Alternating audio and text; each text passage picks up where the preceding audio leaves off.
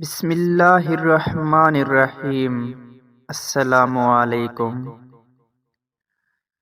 یہ ایک واقعہ حضرت بایزید بسطامی رحمۃ اللہ علیہ کا ہے۔ ان کی بستی میں ایک بدکار طوائف آ گئی۔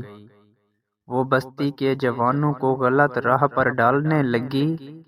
حضرت بایزید بسطامی رحمۃ اللہ علیہ تک خبر پہنچی تو آپ نے اپنا جائے نماز اٹھا کر اس بدکار عورت کے دروازے کے سامنے بچھا دیا اور عبادت میں مصروف ہو گئے۔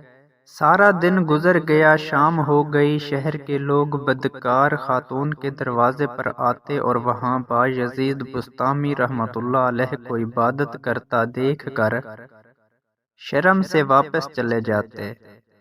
جب شام ڈھل گئی تو خاتون حیران ہوئی کہ آج کوئی گاہک کیوں نہیں آیا، تو اس نے دروازہ کھولا۔ حضرت بایزید بسطامی بیٹھے ہوئے تھے۔ خاتون نے غصے سے کہا کہ بابا، میرا دھندا خراب کیوں کر رہے ہو؟ جاؤ اپنا کام کرو۔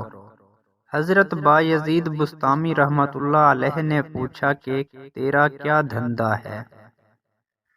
عورت بولی، گاہک مجھے قیمت دیتا ہے، پھر اس کی جو مرضی ہو وہ میرے ساتھ کرتا ہے۔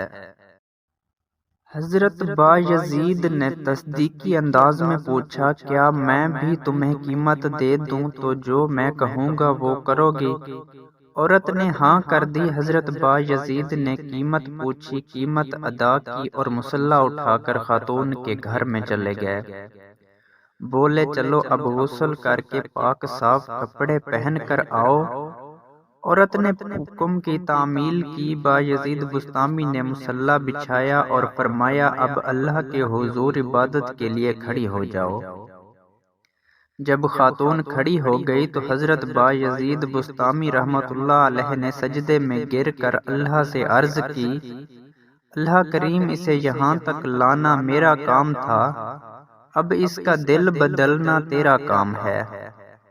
لکھتے ہیں کہ نماز میں اس کی ایسی حالت بدلی کہ اس نے گناہوں سے ہمیشہ ہمیشہ کے لیے توبہ کر لی۔